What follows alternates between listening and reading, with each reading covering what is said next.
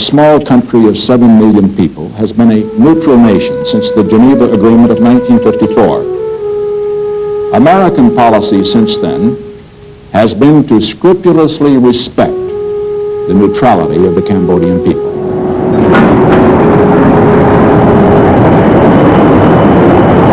A year earlier, in March 1969, US President Richard Nixon had authorized a secret bombing campaign of neutral Cambodia. When the bombs come, you have no warning. Not with the B-52s, you don't hear them, they're too high. The bombing signaled the start of a decade of unrelenting horror in which 1/4 of the population of Cambodia would perish.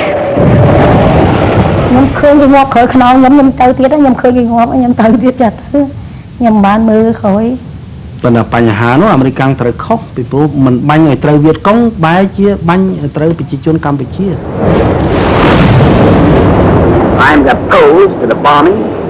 I think it's wasteful, immoral, unnecessary, ineffective, and illegal. For the most powerful nations on earth, war was part of a game of domination that was played on a global scale. To the United States, Cambodia was just another piece in this game.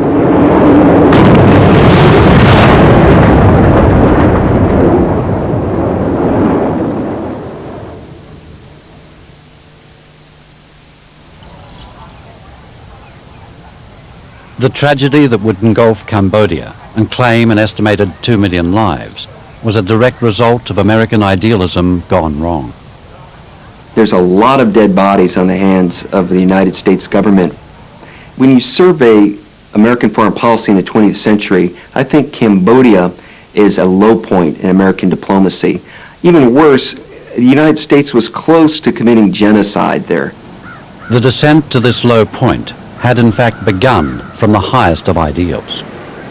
In August 1941, the United States and Britain announced a joint statement of principles about the kind of world they wanted to see. Known as the Atlantic Charter, it included a declaration of the right of all nations to dwell in safety within their own boundaries, living out their lives in freedom from fear and want. This was one of the principles that the United States fought for in the Second World War.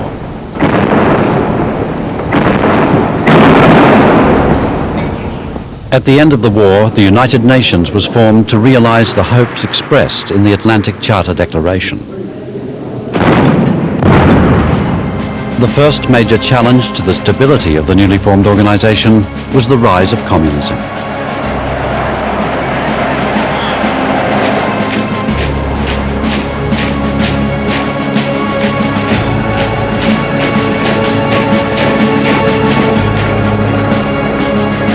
Massive changes were occurring in Asia. By the end of 1949, China was communist, and France at war against a communist independence movement in its Indo-Chinese colony of Vietnam.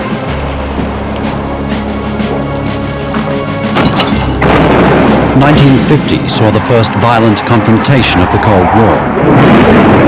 Following an invasion of South Korea by communist North Korea, the United Nations intervened militarily under American command.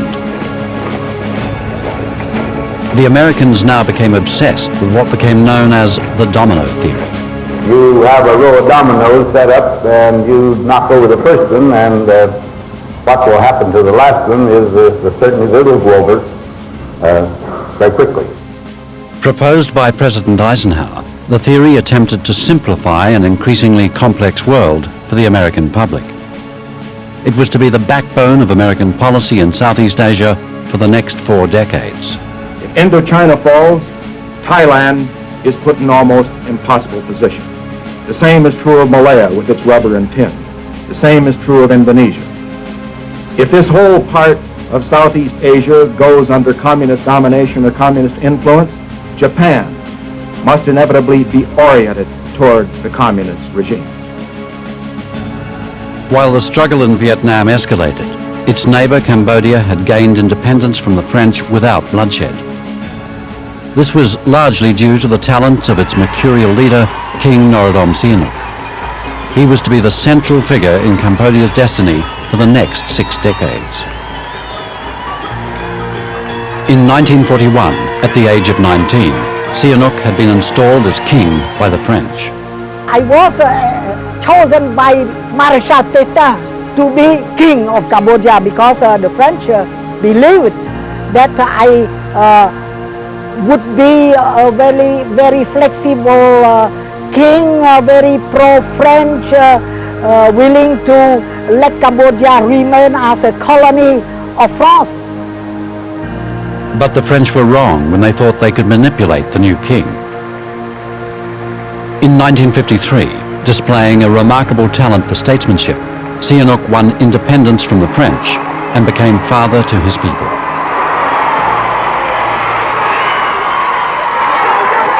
But soon Sihanouk was to exhibit a darker side. He thought he was the only source of power, and he resented any competition, any rivalry, anybody with an appeal, and he thought everybody was a kind of threat. Maybe because he felt somehow insecure, but he was a tyrannic person. He wanted to be the overlord. He was the overlord in the view of the people. The traditional way to address the king is something like, I am the dust under your foot, and you are the master of my existence, and all that kind of way of speaking was really meaning something. 2 years later, Sihanouk also demonstrated an aptitude for playing the political game. In 1955, he abdicated in favor of his father and took the title Prince. To his people, he became affectionately known as Prince Papa. Forming his own political party, he promptly won all the seats in the country's first election. He was very changeable. He changed his mind easily, and he has the character of a Machiavellian prince, you see. He, in the Cold War era, he was trying to play off one power against another. Cambodia had emerged as an independent nation in a troubled region. Vietnam had just been divided into a communist north and a democratic south, and the two countries were now at war. When President Eisenhower's Secretary of State, John Foster Dulles, told the young prince that all countries, even new ones, had to choose sides in the Cold War, the prince disagreed. Your neutrality is foolish, Foster Dulles told me.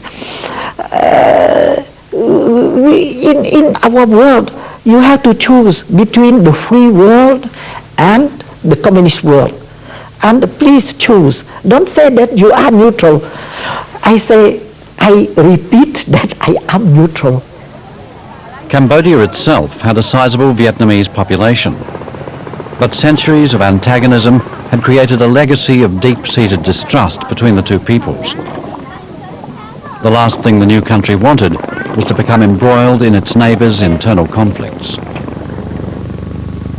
But during the Cold War, neutrality was a dangerous game. From 1961 on, succeeding US Presidents Kennedy and Johnson had gradually increased American involvement in South Vietnam. Sihanouk had already made a decision about the outcome of this conflict. He was quite convinced that the Americans, like the French, would lose the war in Vietnam, and that would leave Cambodia exposed to the wrath of the communist countries and to Vietnam once the Americans moved out of the area. Sihanouk made it clear to the Americans that their interference was not welcome in Southeast Asia. In 1965, the United States responded by closing its embassy in Phnom Penh. Sihanouk began courting a powerful new friend. He was leaning further and further toward the socialist camp, especially toward China, you see. And then China had begun its assistance, economic assistance, and then increase its assistance afterwards, you see. Internationally, the political map was being transformed. In the early 1960s, the worldwide decline of colonialism meant that membership of the United Nations had grown rapidly with the influx of new African and Asian nations. Despite America's support for these nations, they were anything but grateful and often vigorously opposed US policy. Disillusioned, the United States decided to ignore the United Nations and set its own agenda in Vietnam. By the end of 1965, the United States had increased its military forces in South Vietnam by more than 100,000. This forced many of the communists to seek sanctuary over the border in neutral Cambodia. For Sihanouk, this meant the very real danger of being dragged into the war. He was scared of the Vietnamese, and he felt that the only way he could alleviate or lessen what the Vietnamese might do to Cambodia when and if they won the war, and he was pretty sure they would win the war, was to make deals with them and to ally himself with them in order to save his own regime, save Cambodia's independence, and so on. He was supping with the devil, but what else could he have done? I do not hate the United States, but by opportunism, by patriotism, I had to help the North Vietnamese, and I got their permission to respect always Cambodia as an independent state, a neutral state, non-aligned state, without any interference in our internal affairs from Vietnam. Both sides in the Cold War were raising the stakes in Vietnam. The Soviet Union and China were increasing their flow of arms and ammunition to the communist forces. Reassured by his relationship with the Chinese, Sihanouk now took a major risk. He would let them bring in supplies and transport weapons through Cambodia. We saw the Viet Cong there and North Vietnamese troops move in, but the number at that time is not many. No, they are very good friends with the people, you know. They come and help people like plant rice, harvesting, carry water and all that. You know, they are very good. Probably they train to be good discipline and be friendship with the people. Using Cambodia's neutrality as protection, the Viet Cong and North Vietnamese were attacking and killing Americans in South Vietnam. Infuriated, the United States military formulated a plan to attack the sanctuaries in Cambodia. My advice to Washington was not to take military action against Cambodia, not to bring the war to Cambodia, not to invade Cambodia, not to try to get rid of Sihanouk. Since the closure of the American embassy, the Australian ambassador, Noel Deschamps, had acted as the representative of the United States in Cambodia. I believe that if any of these things were done, it would bring disaster to Cambodia without in any way helping the United States win the war. And in fact, for the whole 4 years of Johnson's presidency, that advice was followed. President Lyndon Johnson steadfastly refused to allow the military to act against Cambodia because, despite the presence of the North Vietnamese sanctuaries, he still considered it a neutral country. But that was about to change. In late 1968, America had elected a new president. Richard Nixon, one of the key advocates of the domino theory in the 1950s, had won office on the platform of ending the United States' involvement in the Vietnam War. With his newly appointed National Security Advisor, Henry Kissinger, Nixon immediately adopted the American military's plan to destroy the North Vietnamese sanctuaries in Cambodia.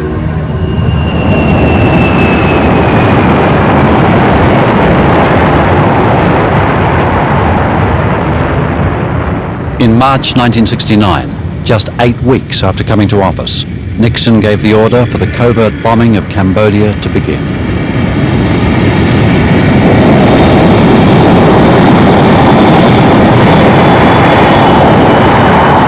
was one of the first civilians to learn about the bombing of Cambodia.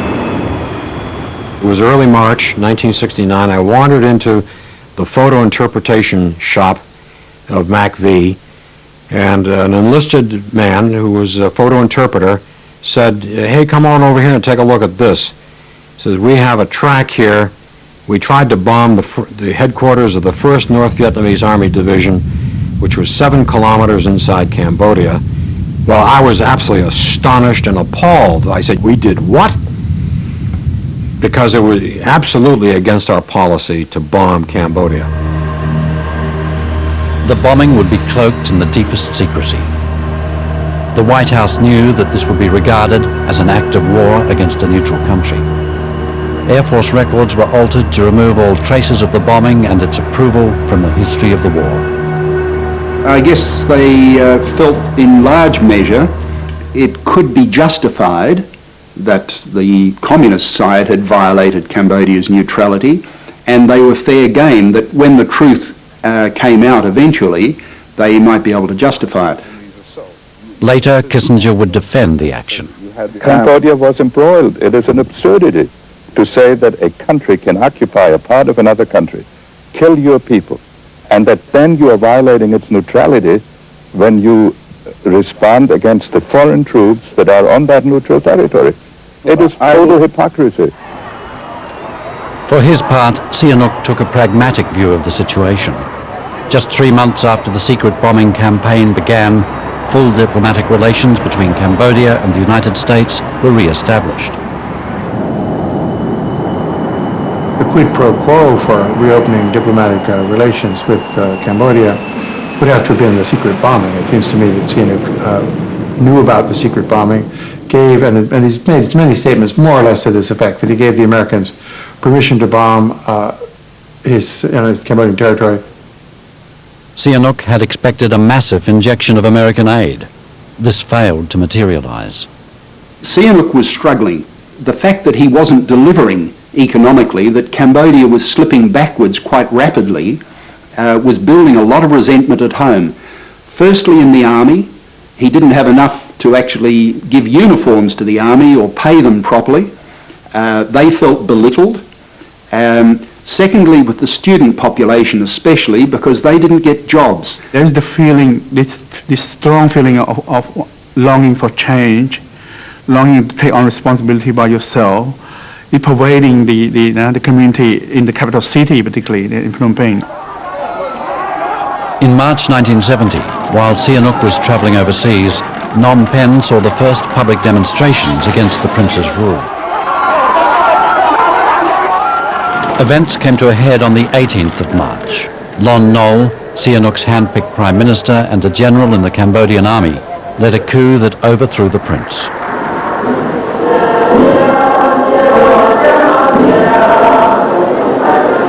Lon Nol had been a confidant of U.S. officials in the military and amongst civilians. They had been in close contact with him for a long time. They had offered support to him, and he had asked for support.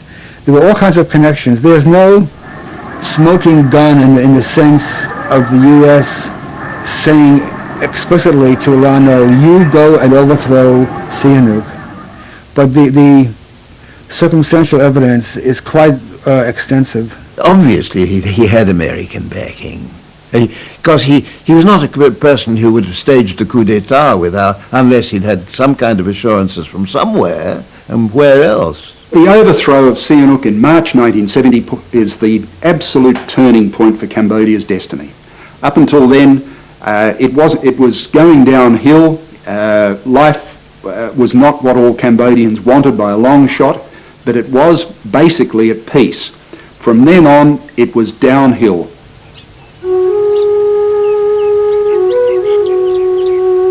For Sihanouk, a descendant of the ancient Cambodian kings, being deposed by his subjects was incomprehensible. Sihanouk was not prepared to relinquish control over his Cambodia. His next decision would have unforeseeable and horrific consequences.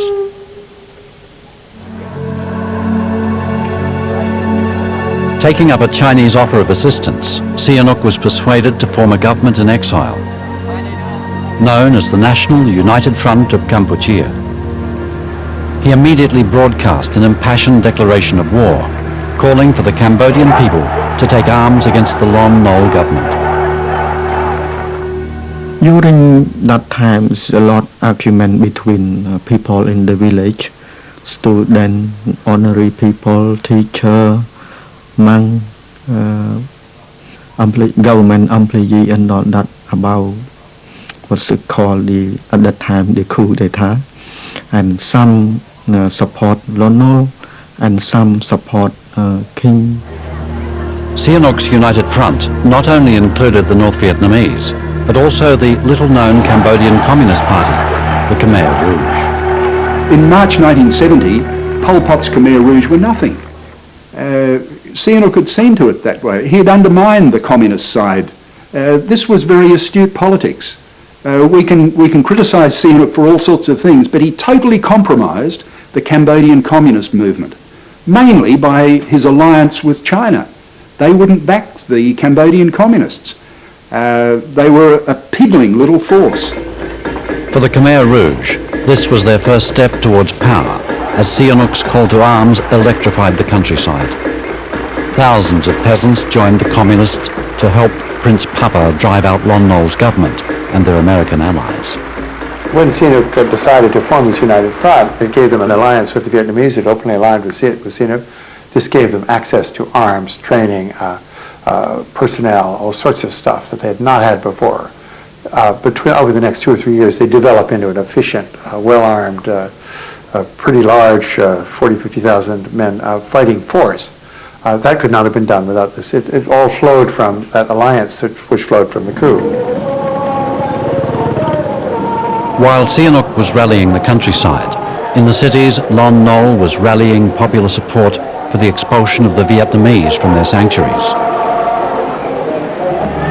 In the ensuing confusion, atrocities were committed against the Vietnamese who had lived in Cambodia for generations.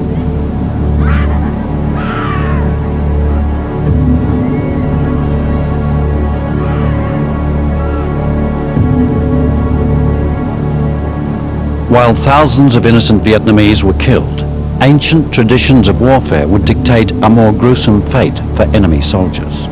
Culturally, there were great gaps between the Western perceptions of what was acceptable and Cambodian ideas of what was acceptable. When we had film of Cambodians cutting open bodies and ripping out the liver and eating them, Western opinion was pretty shocked by the Lon Nol forces doing that. But this is what Cambodians were doing by tradition. It is said that it's getting the spirit, the strength of your enemy. It's a ritual. Quite frequently in the early years of the war, as a mark of friendship, they would ask you to come and join them in eating the liver of the dead. On one occasion, I was having lunch with the governor of one of the provinces, and out on the lawn in front of the governor's residence, there were all these so-called Viet Cong bodies, corpses laid out, all of them slashed open and the liver taken out, and a truck arrived and they started tossing these dead bodies onto the truck. It was not very appetizing.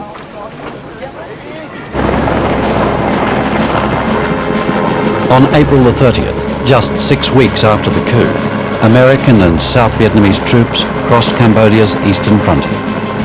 In cooperation with the armed forces of South Vietnam, attacks are being launched this week to clean out major enemy sanctuaries on the Cambodian-Vietnam border. The purpose was to destroy the communist headquarters that the American military believed to be coordinating the war in South Vietnam. We take this action not for the purpose of expanding the war into Cambodia, but for the purpose of ending the war in Vietnam. Nixon was convinced that with the communist control center destroyed, South Vietnam's security would be assured. The United States could then complete its planned pullout from Southeast Asia with its dignity intact. This is not an invasion of Cambodia.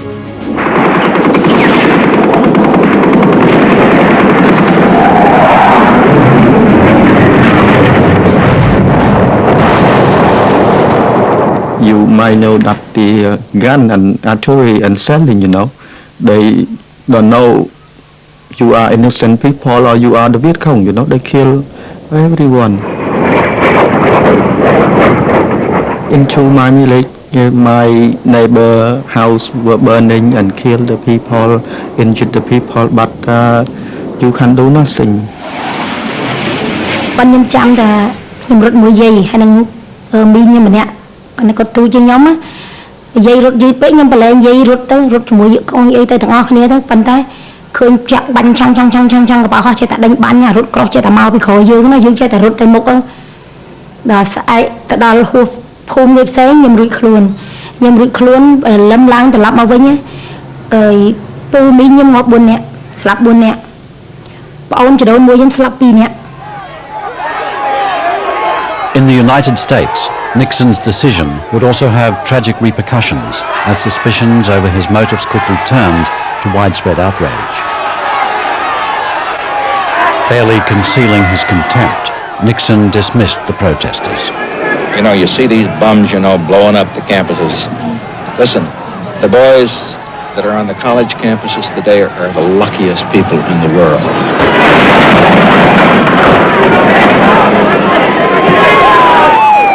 Less than a week after the incursion, during a demonstration at Kent State University, 4 students were shot dead by panicked National Guardsmen.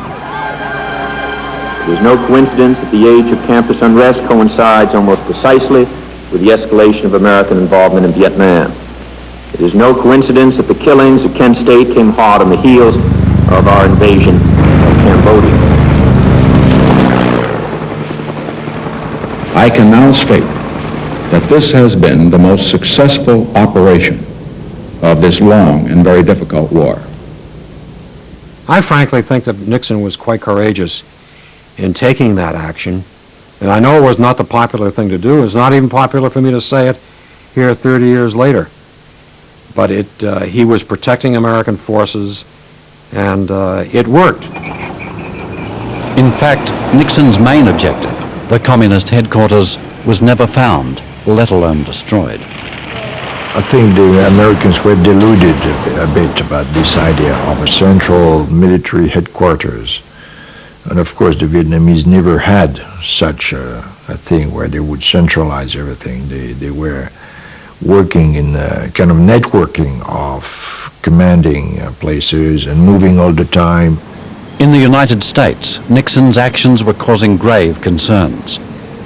Congress wanted to rein in the president. As to stopping the use of our own forces, we can do it by prohibiting the use of funds, by denying funds. That's the constitutional authority we have. Even though the American military withdrew after 60 days, Congress legislated to prohibit the further use of U.S. ground forces in Cambodia.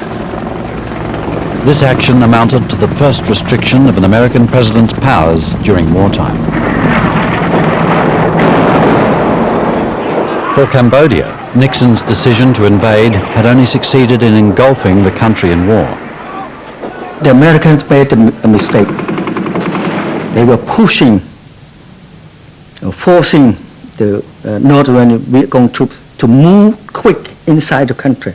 Once the Allied forces came charging across, they just swept the Vietnamese deeper into Cambodia and spread the war, spread it to Cambodia's great sorrow. The Americans also failed to comprehend that their invasion would unleash a wave of brutal atrocities by their allies against innocent Cambodian villagers.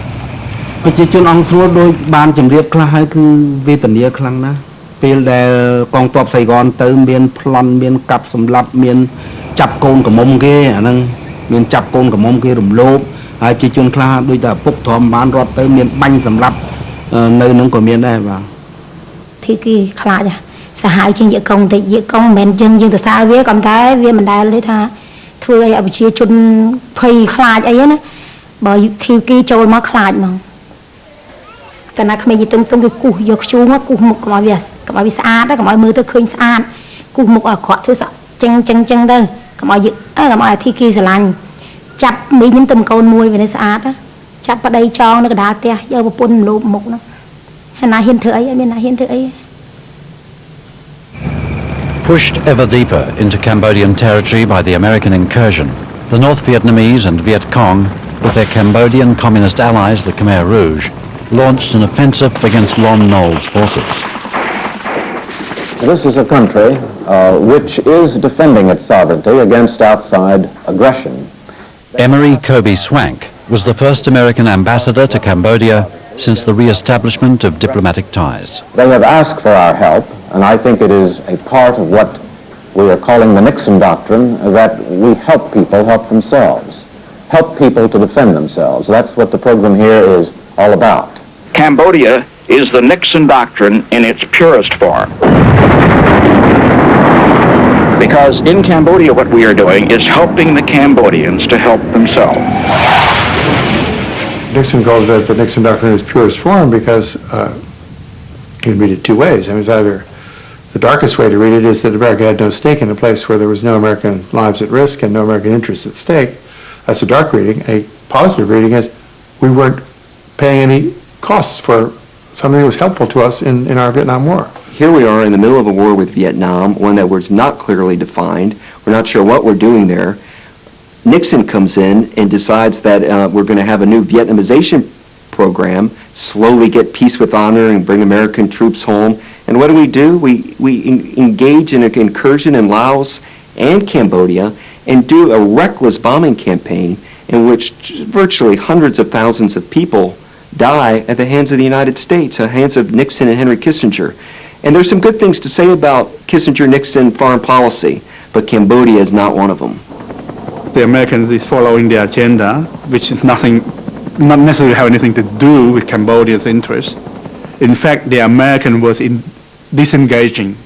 The American, in fact, is packing up to go home, starting from '68. And we did not know that. In fact, we are joining the Vietnam War at the wrong time.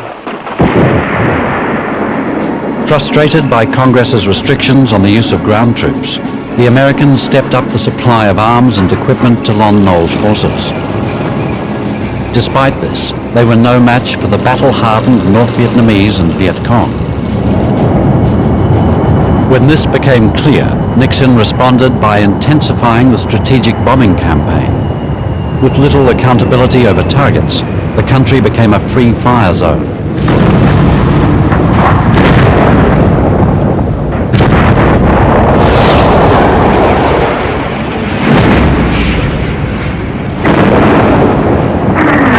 Despite this massive effort to destroy the communist forces, in fact, very little was known about the membership or motivation of the Khmer Rouge.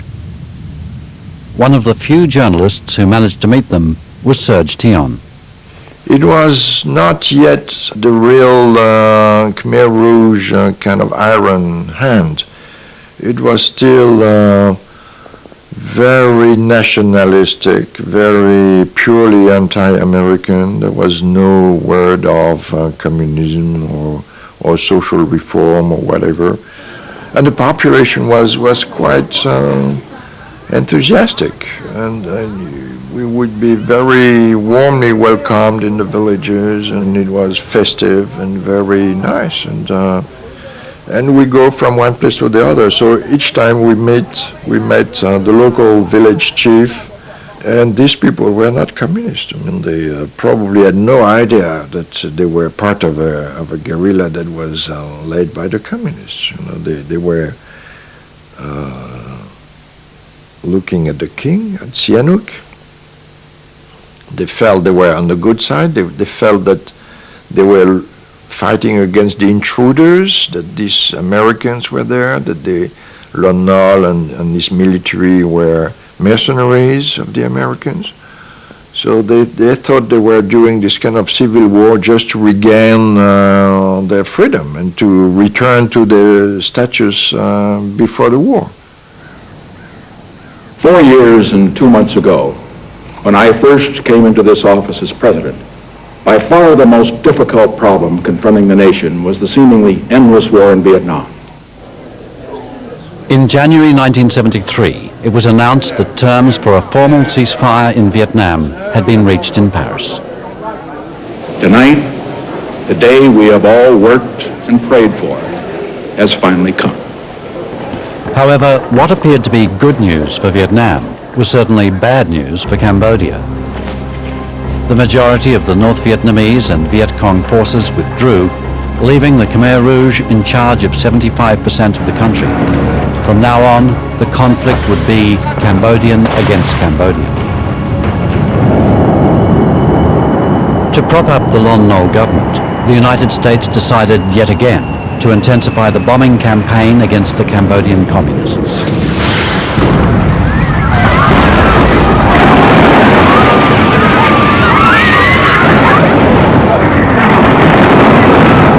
They concentrated all the air force, air power in Asia over Cambodia. So all the B-52s from Guam and so on. And the American embassy in Phnom Penh, they would take the map and draw a square and say, okay, obliterate that square. And since their intelligence was not very good, they didn't know exactly where the troops were. They bombed the villages away, and they killed an enormous amount of civilians. The bombing was considered by friendly military experts as essential to prevent the loss of the provincial cities that were still controlled by the Lon Nol government. It was really trying to hit a fly with a sledgehammer. They would fly out, you know, at 20, 30,000 feet, and they would simply unload. They had no idea. In some cases, the air crews flying out of Guam didn't even know what they were bombing.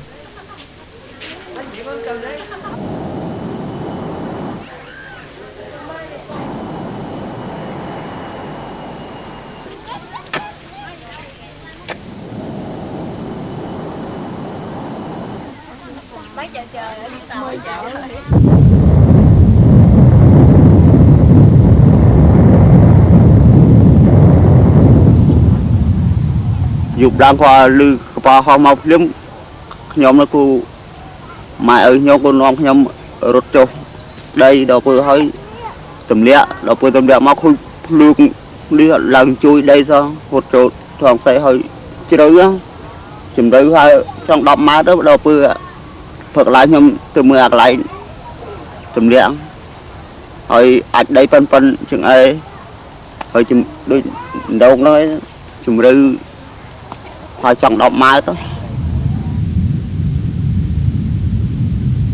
think it's inevitably associated with bombing.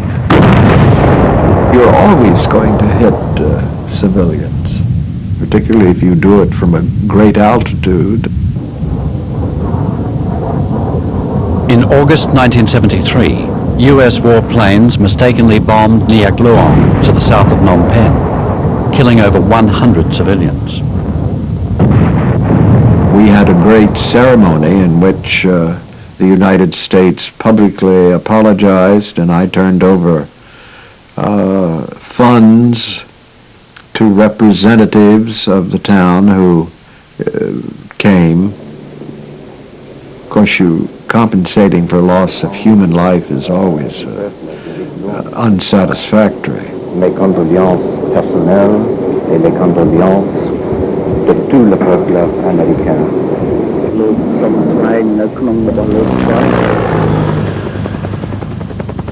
This 6 months campaign killed around 500,000 people.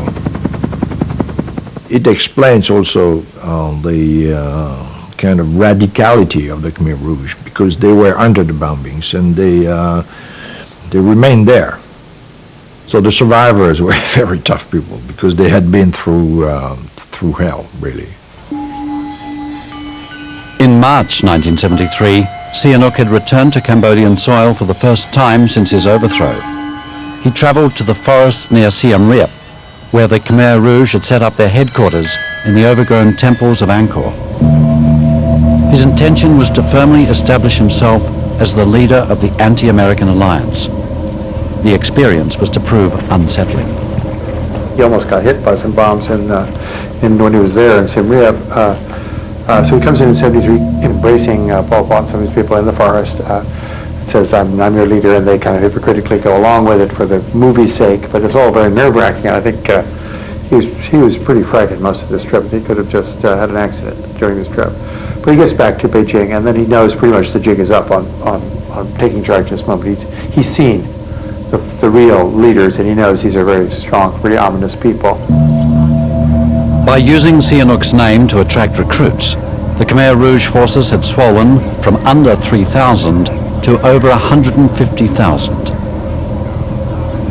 The American bombing campaign was also increasing their numbers.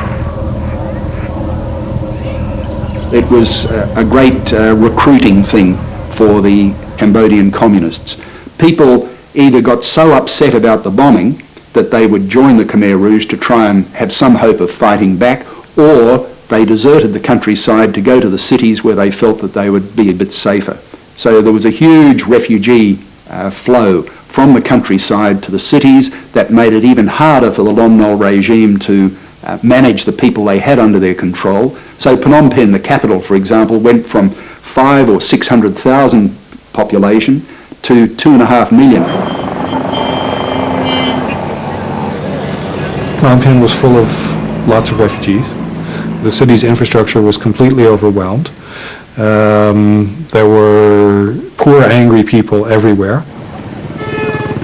To make matters worse, the Khmer Rouge were nearing the outskirts of the city. This brought the American bombing ever closer to populated areas.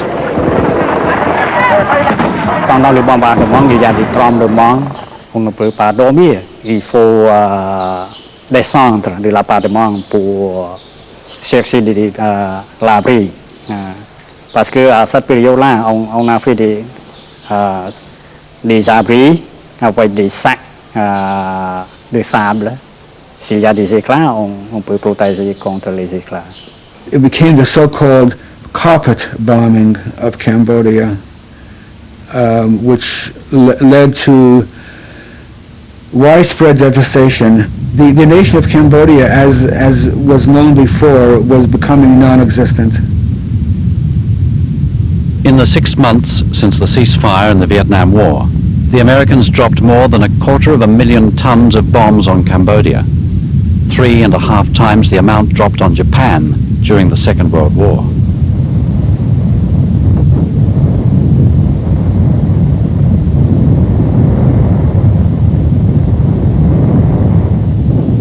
In his last press conference, Ambassador Swank expressed his disillusionment with the American presence in Cambodia. I said the war has lost meaning. And I meant any meaning for the United States, which, of course, at that time was at peace, supposedly. In the United States, Congress and the public had had enough. The President of the United States is not a dictator. At least he's not supposed to be. He's supposed to respond to the expressed will of the Congress in law as passed. Congress wanted this war to stop, and the first step was to overrule the President and order that the bombing cease. On the 15th of August 1973, the last American bombs to fall in Southeast Asia exploded around the perimeter of Phnom Penh.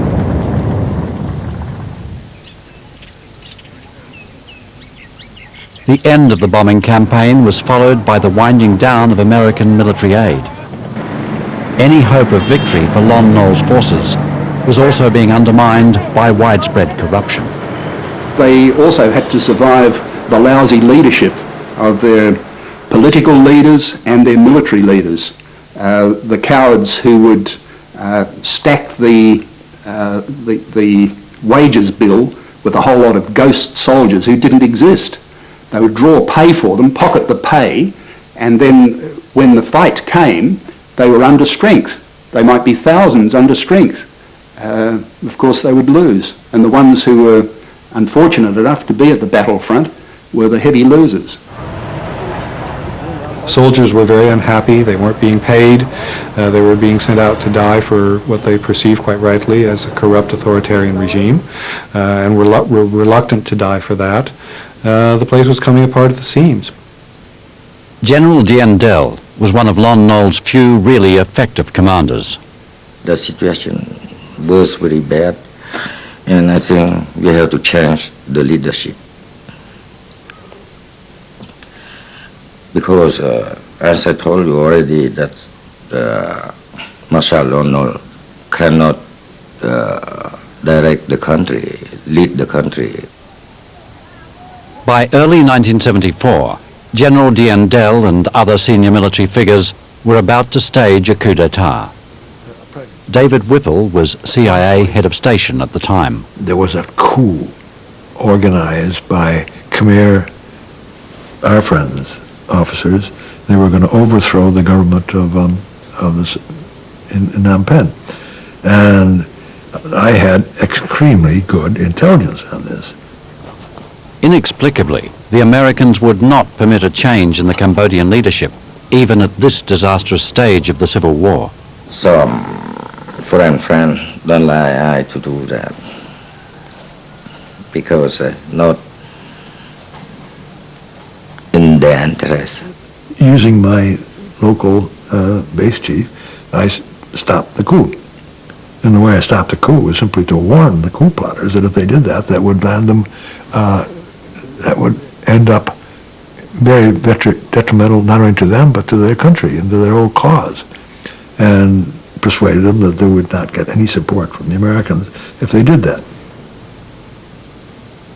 From early 1974, Richard Nixon, architect of the Cambodian tragedy that began with the secret bombing of 1969, was engulfed in the Watergate scandal. Amongst accusations of widespread abuse of presidential power, Nixon resigned on the 8th of August. By early 1975, the Khmer Rouge were poised to deliver the final blow to the beleaguered Lon Nol government. On the 1st of April, Lon Nol departed for exile in Hawaii, never to return. Less than 2 weeks later, American helicopters arrived unannounced in Phnom Penh. The last remaining Americans and some select Cambodians were being evacuated from the besieged city. David Whipple was on the last helicopter to depart. The Khmer didn't know we were going to do this, and we were embarrassed to do it. And as I took off, I got in this chopper, and there were some military officers in there, American, who had been military attachés and that sort of thing. And I remember one or two sat on either side of me in the thing, and both of them wept because we were letting down the people who are depending on us. And you look out the window of the chopper, and you see all these people looking at us perfectly normally. ដែលកងទ័ពអាមេរិកកាំងដកទៅនឹងខ្ញុំនឹកមិនស្មានមិនដល់ថាកងទ័ពអាមេរិកកាំងនឹងជួយផុតជងផុតដើមទេដល់ពេលហ្នឹងខ្មែរក៏មានការភ័យខ្លាចដែរពួកវាដកកងទ័ពអស់ហើយនៅសុទ្ធតែខ្មែរភ័យមានមានភ័យព្រួយទេកាលនោះមានភ័យព្រួយដែរគេទៅអស់ទេគេចប់ហើយយើងមកថាត្រូវពេលហ្នឹងខ្មែរក្រហមមកថាសម្លាប់ហើយ Less than 1 week after the surprise American departure, the Khmer Rouge overran Phnom Penh's defences. នៅពេលដែលថ្ងៃទី17មេសាហ្នឹងគឺថាពេលដែលគេទទួលបានជ័យជំនះហ្នឹងប្រជាជននៅក្នុងទីភ្នំពេញបានយកកណាត់សដោតធ្វើជាទង់ជ័យហើយទទួលអបអរសាទរថាស្រុកយើងបានសុខសប្បាយហើយបានលំដោះហើយប្រជាជនលោកធ្វើអញ្ចឹងហើយទាហានលន់នល់មកហ្នឹងលោកដោះខោអាវទាហានចេញលោកពាក់ខោអាវស៊ីវិលដើម្បីទទួលពួកជនកុម្មុយនីសដែលចូលមក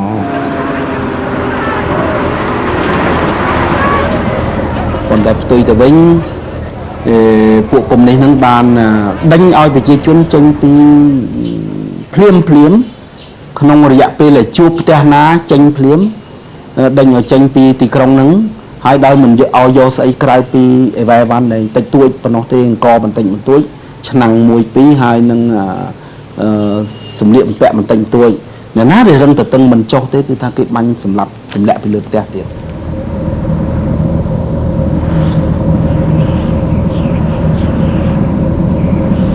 After 2 days, in one of the most radical social experiments in history, the entire population of Phnom Penh was driven out of the city and into the countryside.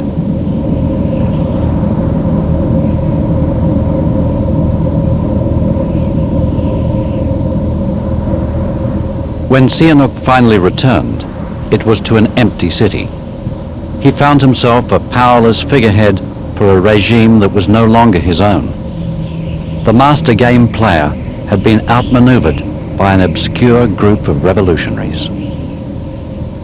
The Khmer Rouge and the Chinese wanted me to remain, a figurehead in order to give respectability to the Khmer Rouge regime. For the new regime, this was year zero, and Sihanouk soon became a prisoner in his own palace. As the Khmer Rouge established their new order, a veil of secrecy descended over Cambodia. For the next 3 years, almost no news reached the outside world about what was happening. The trickle of information that did reach the West hinted at events so horrific that they were considered beyond belief. It wasn't until December 1978 that the full extent of the Khmer Rouge's murderous reign was revealed to the world.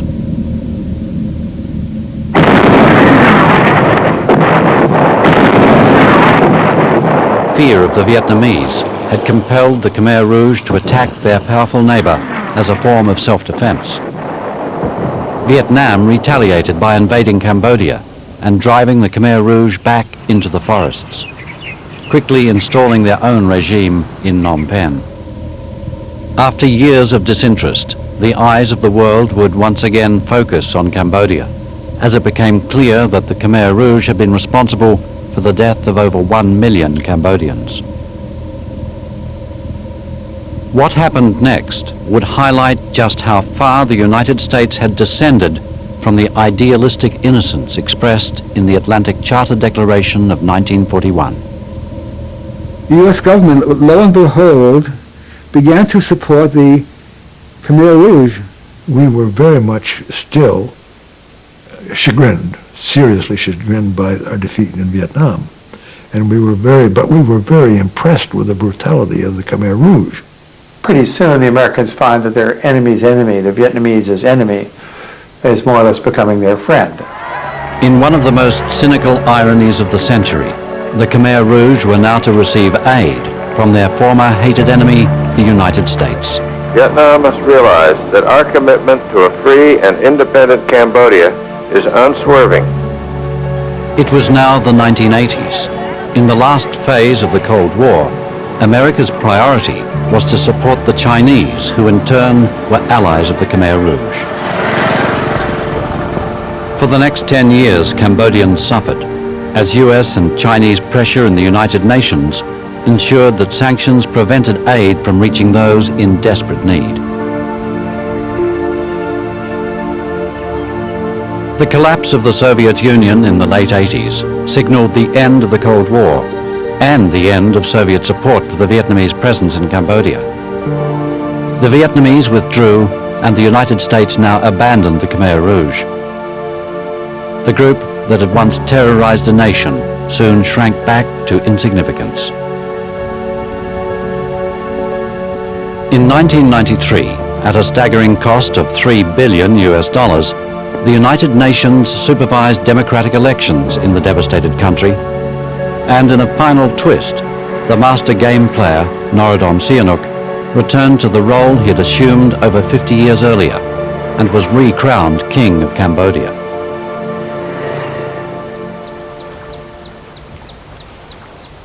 Today, in the Cambodian countryside, farmers use B-52 bomb craters as reservoirs for their crops. These are the visible scars of one country that was all but destroyed by the strategies of what remains an ongoing global power game.